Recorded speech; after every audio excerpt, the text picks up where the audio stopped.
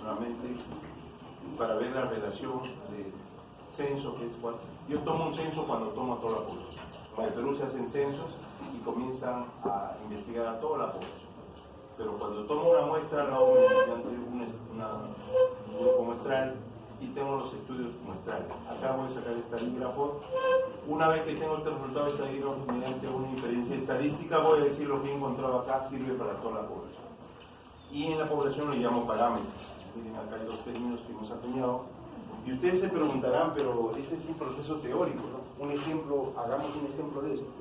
Queremos saber, se supone que quieren adelantar las elecciones, supongamos que queremos saber quién va a ser el próximo presidente, ¿no? Hay bastantes empresas que se dedican a calcular, a hacer estas encuestas. Y ellos no los encuestan a todos, ¿no? Muchas veces ni siquiera nos han preguntado a nosotros qué pensamos. Sin embargo, ellos arrojan resultados. Entonces, ellos hacen estudios muestrales. Toman un muestreo en la población y les preguntan. Y generalmente son acertados, ¿no? Dicen, el favorito para ganar las elecciones presidenciales es tal persona. Entonces, todo este es un proceso o una técnica que se llama muestreo, que es lo que vamos a revisar hoy día y básicamente nos vamos a abocar al estudio de muestreo en poblaciones experimentales. Tan es así que el muestreo es bastante complejo.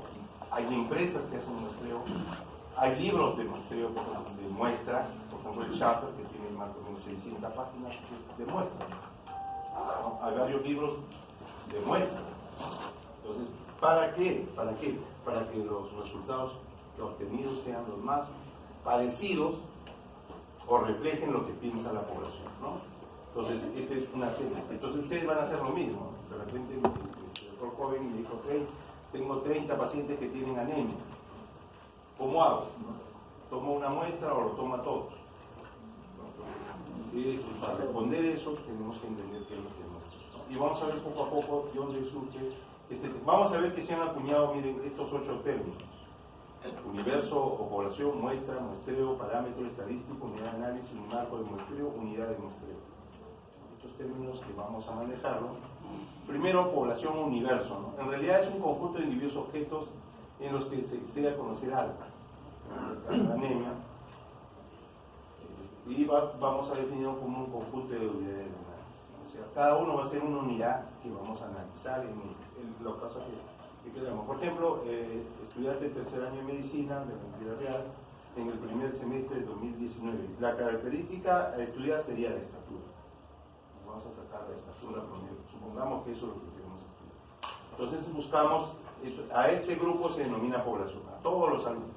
Pero yo no tengo el tiempo ni el dinero suficiente para tomar la talla a todos. Supongamos que no. Entonces tengo que tomar una muestra.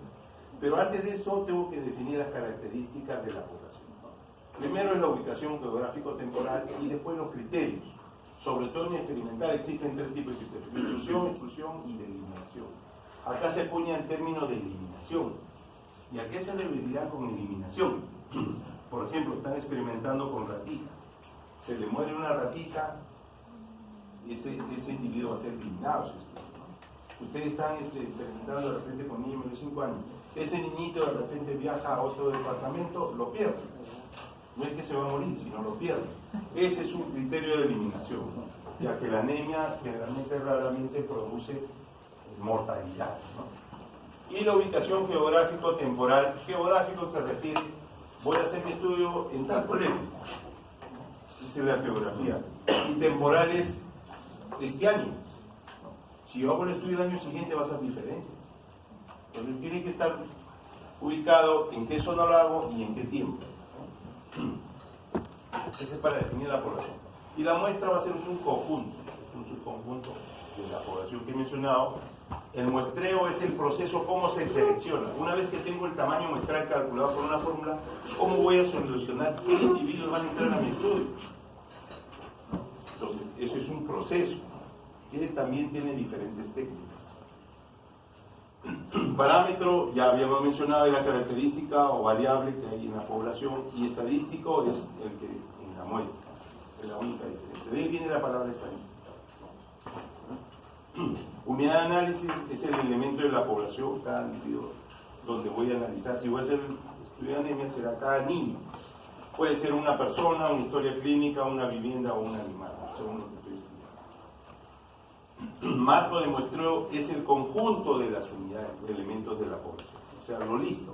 Por ejemplo, si tengo 30 individuos, yo puedo numerar los 30.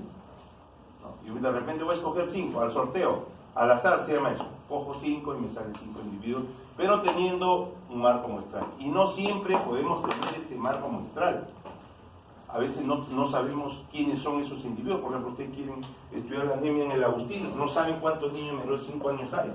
Entonces no conocen el marco muestral, pero algunas veces sí lo pueden conocer, ¿no? Unidad de muestreo, bueno, es la unidad, ¿no?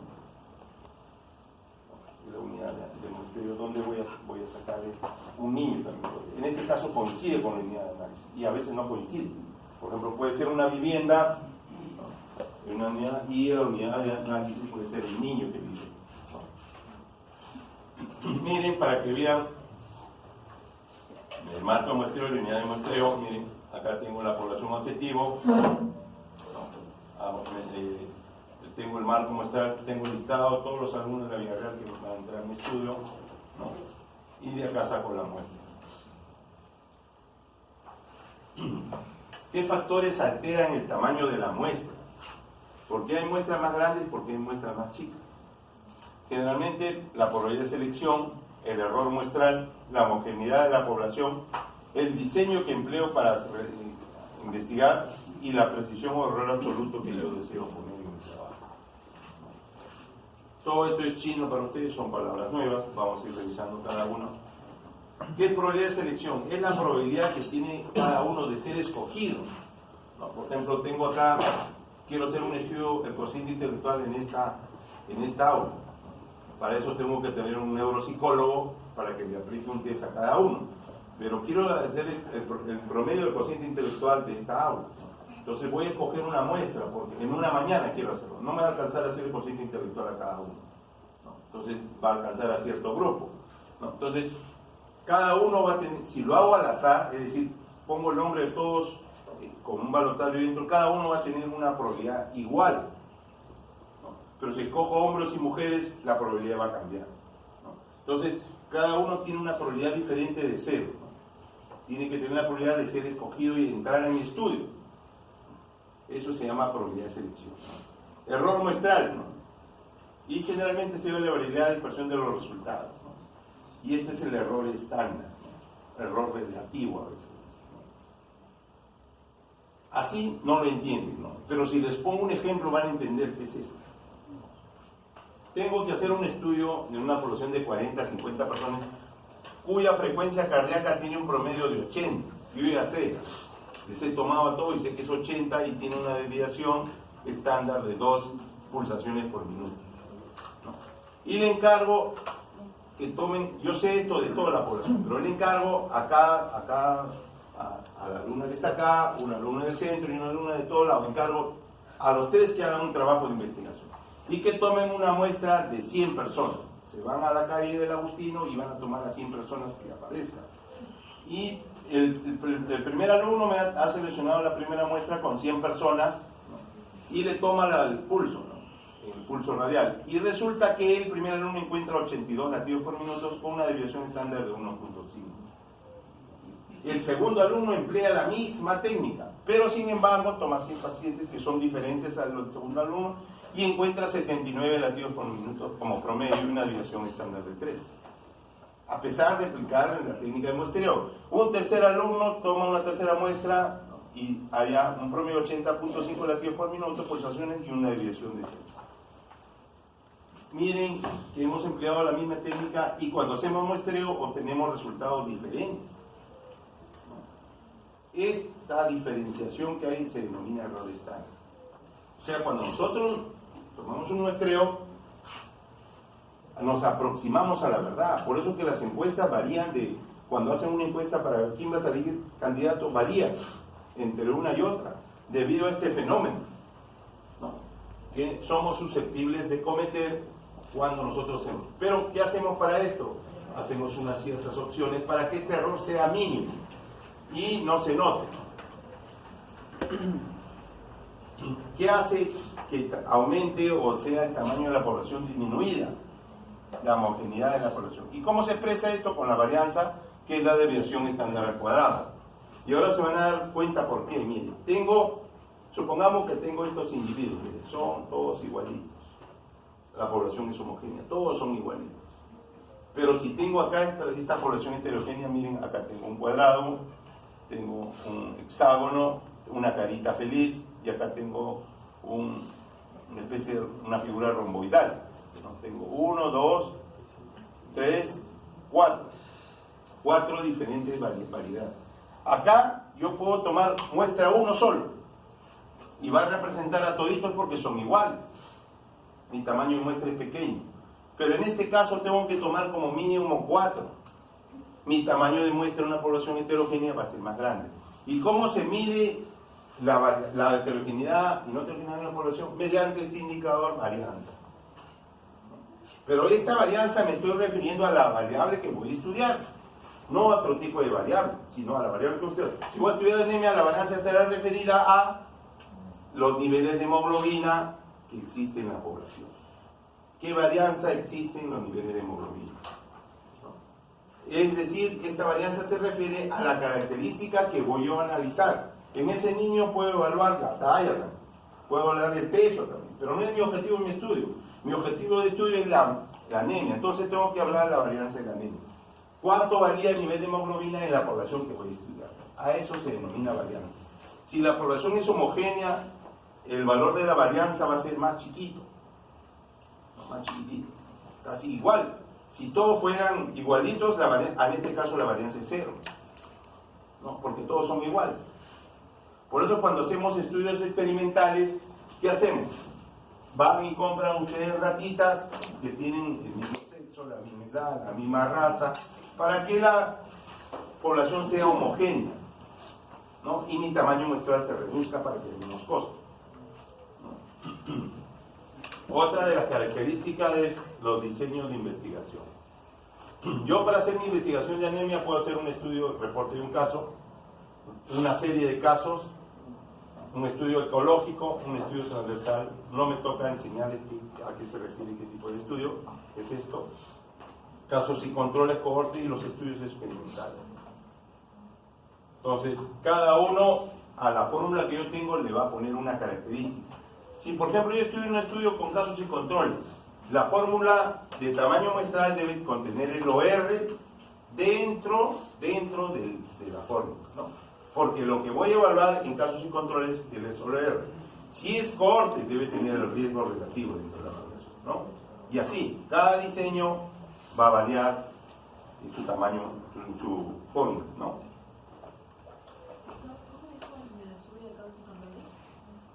OR, o rating.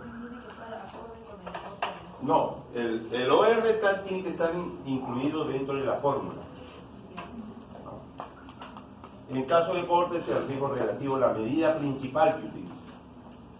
Entonces va a depender de qué tipo de estudio voy a tener que escoger diferentes fórmulas.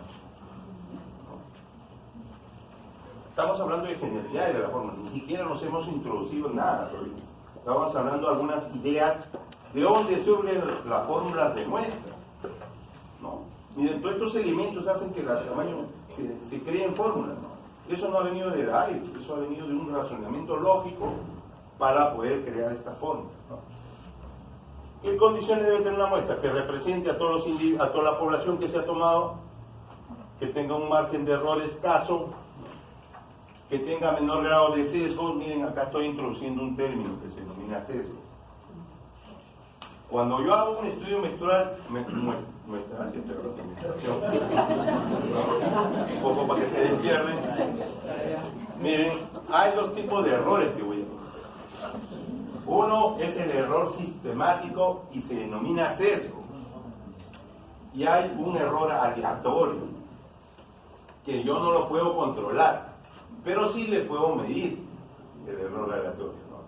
Y habrán visto alfa o P de los estudios, ese es el error aleatorio, ¿no? Que tiene que ver con el azar, ¿no? El sesgo es introducido por el investigador, que hace un mal diseño, hace un mal diseño. Por ejemplo, me vienen a preguntar, voy a hacer este estudio de anemia en 30 personas, le voy a dar naranja, le voy a dar huevo y a alguno le voy a dar las dos cosas. No. Ese es el diseño. Ustedes están diseñando de cómo van a llevar a cabo su estudio. Si ustedes diseñan mal su estudio, van a introducir un sesgo. Entonces, sus resultados se van a inclinar hacia un lado. En cambio, en el error aleatorio va a haber diferentes resultados. ¿Y dónde se ha visto el error aleatorio anteriormente? Acá. Esto se debe a la suerte que ha salido así, diferentes valores. Ese es el error aleatorio, ¿no? Y cuando ustedes elaboran mal su estudio, es eso. Por ejemplo, ustedes quieren estudiar cáncer y escogen a estudiantes de medicina. ¿Ustedes creen que van a encontrar una prevalencia alta? La prevalencia va a ser baja, ¿no? Pero si ustedes escogen como muestra a personas de la tercera edad, la prevalencia va a ser alta. Entonces, si ustedes quieren tener un buen estudio que no sea sesgado, si quieren ver la prevalencia de cáncer, tienen que coger cierta proporción de individuos jóvenes, cierta proporción de mediana edad y cierta proporción de mayores, ¿no? Y eso están evitando. Y eso tiene que ver con el diseño, que no tiene que ver con el tipo de estudio, sino cómo diseñan ustedes su proceso de investigación, ¿no? Y que sea viable, pues, ¿no? A veces hacen una investigación y no pueden concluir porque le van a hacer una microscopía electrónica y no tienen posibilidad de hacerlo. ¿No? Tiene que ser viable. Entonces, tiene que ser viable, pues. Si no, por la pura están haciendo tantos proyectos y no lo van a poder lograr. O es muy costoso y no hay billete, pues, ¿no? Salvo que postulen a una beca de Concitec, ¿no? Y hay plata, pero todavía no dan, para ustedes sí hay capital, ¿no? Si presentan un buen proyecto, les van a subvencionar. No para que ustedes sean millonarios, sino para plata para el estudio, porque van a sacar el presupuesto. Bueno, estos patas van a gastar tanto, le doy eso. No es para que ustedes ganen, ¿no? La investigación no es para ganar. ¿Qué ventajas tiene usar muestras? ¿Por qué uso muestras y por qué no hago censos? ¿No? Censos se llama a toda la población, porque se hace en menor tiempo, es económico y permite profundizar en el análisis de las variables. Por ejemplo, toman 20 individuos, fácil de hacer un análisis de todo tipo, sacos de estudio, regresión logística, multivariados, redes neuronales, lo que quieran, a diferencia que agarren toda la población, ¿no? Se controlan mejor las variables, es decir, individuo por individuo yo tengo conciencia de cómo va su anemia. La calidad de información es mayor, por supuesto, porque estudio con poca gente. Desventajas, ¿no? Puede ser que sea muy pequeña y los resultados no reflejen lo que la población representa, ¿no? Que no sea representativo. Un ejemplo para que vean que las muestras tienen sus limitaciones. Yo quiero saber qué proporción son varones y mujeres en este salón. Yo tomo me sale por tamaño menstrual 2 personas. Cojo estas 2 primeras personas, no voy a decir que todos son mujeres. Si cojo acá, voy a coger varón y mujer, 50%, 50%. Entonces, para que vean que a la hora de tomar la muestra me pueden salir diferentes resultados. Eso es lo que pasa cuando tomo muestreo. Entonces, si la muestra es muy pequeña, va a cometer esos errores. No debería tomar 2 individuos, de repente debo tomar 15. Entonces, ese es el problema de la muestra cuando es muy pequeño. Y muchos de ustedes quieren que su tamaño de muestra sea 1 casi, ¿no? Entonces van a cometer errores, ¿no? Miren, ejemplo de muestreo, encuestas, experimentos y control de calidad, ¿no? Estadístico. Acá están les hablé de muestreo, ¿no? Acá en este están los métodos de muestreo que hay. Uno probabilístico, que es lo que debemos usar, y otro no probabilístico. ¿Por qué existen este no probabilístico? No deberían existir estos, pero a veces es necesario. ¿Cómo van a hacer ustedes estudios de efectos de la radiación en los seres humanos? No voy a agarrar a mi compadre y lo voy a meter a radiación. Él va a denunciar, ¿no? Y él tampoco va a aceptar, ¿no? Entonces, ahí por eso queda no probabilístico. Entonces, tomo a la gente que estuvo en Chernóbil, ¿no? O los que estuvieron en el accidente japonés, y ahí en ellos lo reviso, ¿no? Es una experimentación ya dirigida, ¿no? Ya se irradiaron y voy a ver qué pasa con ellos, ¿no? Entonces puede ser intencional, sin norma, accidental, casos voluntarios. Esto de voluntarios hay bastante, ¿no? Hay bastante. La primera fase de un estudio experimental, de un ensayo clínico, Ensayo clínico estoy hablando cuando yo quiero experimentar un nuevo tratamiento. Entonces, lo primero que tengo que hacer es en individuos saber cómo actúa el fármaco, la biodinámica, la farmacodinámica, cómo se orina, todo ese tema. Y eso lo hago en individuos que no tienen enfermedad, ¿no? Para ver cómo el medicamento va. Y estos son voluntarios, pues nadie quiere. Si van a Miami van a encontrar a veces hasta en los transporte público que hay anuncios de ese tipo, ¿no? Se están ofreciendo voluntarios y les pagan, ¿no? Les pagan. Lamentablemente alguien tiene que sufrir ese efecto, ¿no? Por supuesto que antes de experimentar con los seres humanos han experimentado con los animales y han visto que la droga no es tóxica, ¿no? Y los probabilísticos, ¿no? El más común y el tamaño de muestra que nosotros vamos a usar es para este grupo, muestreo aleatorio simple. Porque el muestreo sistemático y el muestreo estratificado o muestreo por conglomerados tienen otras fórmulas. Solamente yo voy a tocar la punta del iceberg, que es el muestreo aleatorio simple, y es el que encuentran en los libros. Este acá es el muestreo aleatorio simple, son los que encuentran en los libros.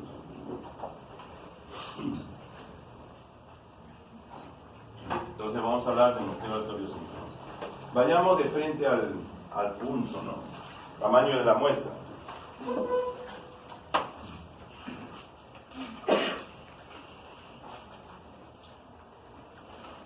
El tamaño de muestra de los recursos disponibles, el determinar la variable, la técnica de muestreo, el tipo de análisis que se utilizará, el grado de precisión que tienen que estimar los datos, ¿no? Entonces vamos acá ya empezando con los tipos de estudios, ¿no? La fórmula va a ser diferente en los estudios descriptivos en una sola población o los estudios comparativos que toman 2 o más poblaciones. Por ejemplo, justo miren, ¿cuántas poblaciones tendrá? El chico me planteó que a uno que tenía anemia le iba a dar huevo, al otro naranja y al otro naranja más huevo. ¿Cuántas poblaciones hay ahí? 3 poblaciones, ¿no? Ya saben. Entonces va a ser un estudio comparativo. ¿Quiénes son los estudios comparativos?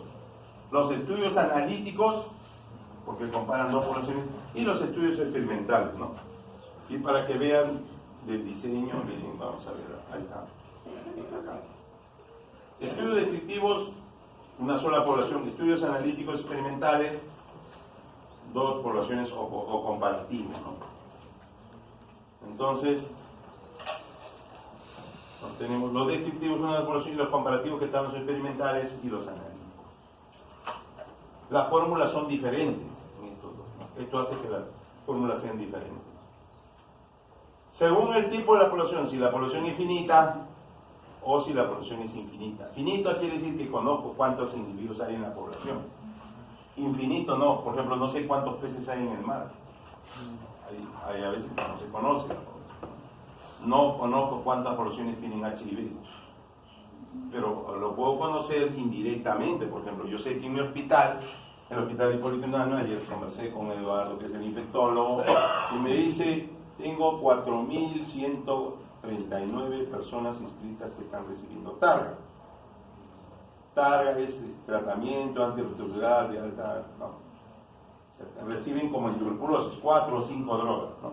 Y son por eso que ahora los pacientes con SIDA están vivos.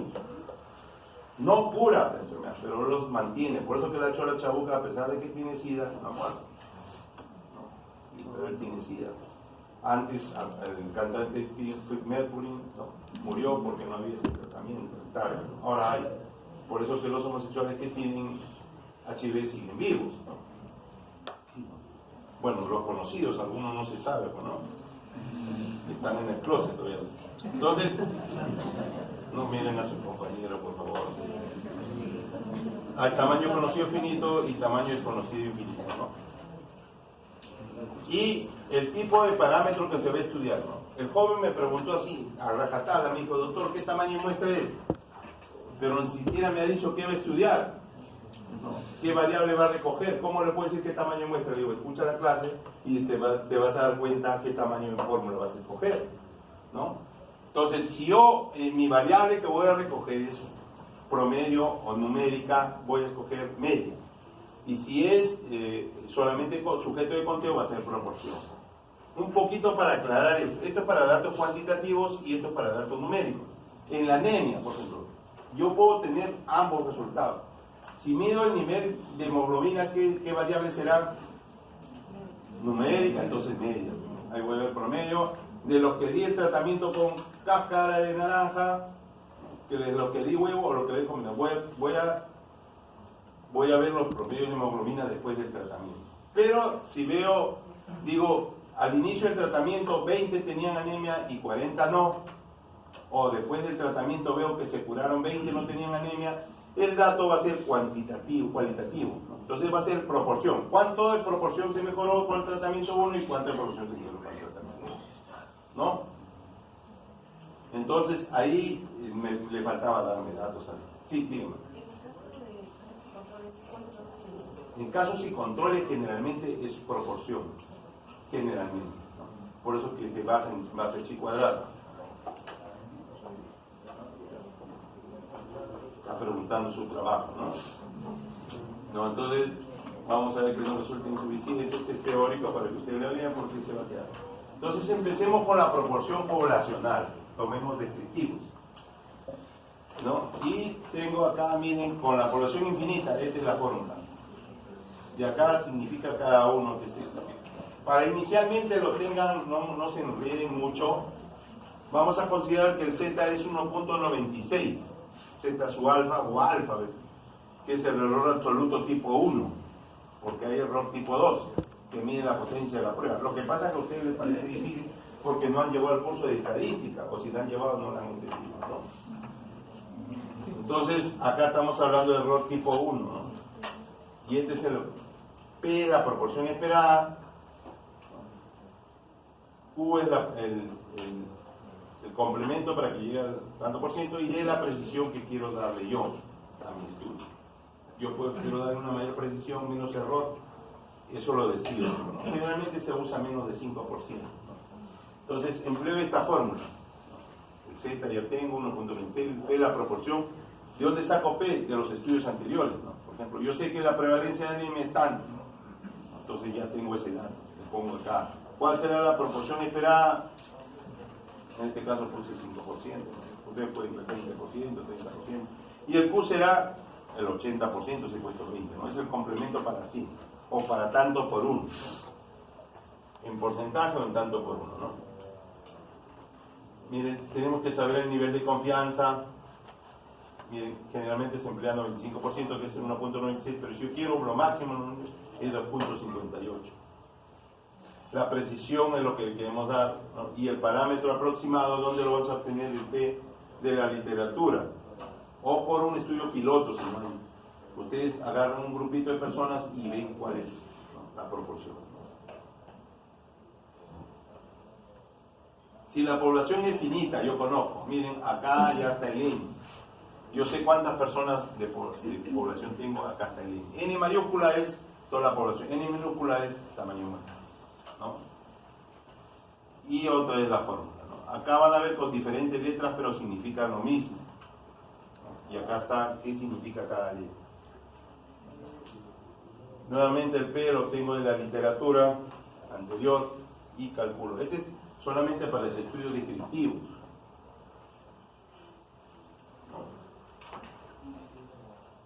Miren, acá un ejemplo. Conocer la proporción de estudiantes que consumen cigarrillos en la Facultad de Medicina. Se da mediante una muestra. Calculamos el tamaño de muestra. La población son 1.800 estudiantes, ¿no? Un nivel de confianza de 1.96.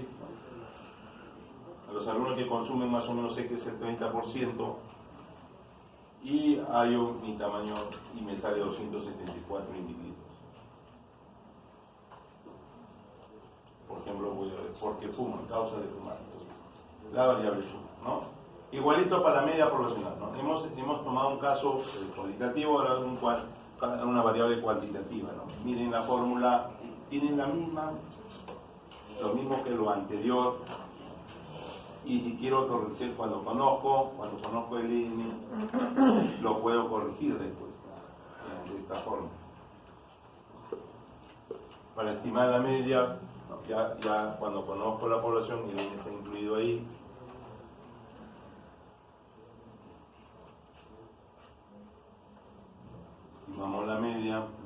Y acá un ejemplo, el interés de conocer el colesterol se mide en números.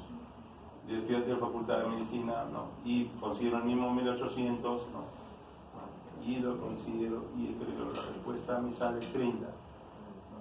Ojo, se van dando cuenta que cuando yo trabajo con un número, la muestra va a ser más pequeña.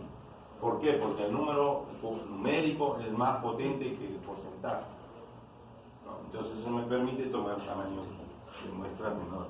¿Por qué? Porque me sale 199.2, los decimales me ayudan, ¿no? Puedo tener una cantidad de decimales y eso mejora mi precisión y calidad de datos. Es decir, tiene colesterol alto y no tiene, ¿no? Mejora bastante. Acá otro ejemplo, ¿no? Ya quiero comparar, ¿no? Acá entran los casos y controles, entran los cohortes y entran las experimentales, ¿no? Esta es la fórmula. Acá se complica, acá Z sub alfa y Z sub beta. Ahí de Z sub beta no se ve bien con de Z sub beta. Esto es potencia de la prueba, error tipo 1, error tipo 2. Entonces cada uno adopta el valor diferente. Y este es de donde se saca P, acá ya no se pone P1, P2. Y acá P1, este P es el promedio, la semisuma de P1 y P2. Es la proporción de cada población que voy a estudiar, ¿no? En este caso la proporción, tengo tres poblaciones. Acá estoy poniendo para dos, ¿no? Tengo dos poblaciones. Voy a comparar a quien le doy huevo y al otro le doy cáscara de verano. Entonces, ¿qué proporción espero yo alcanzar que mejore con esto de mí? Entonces, yo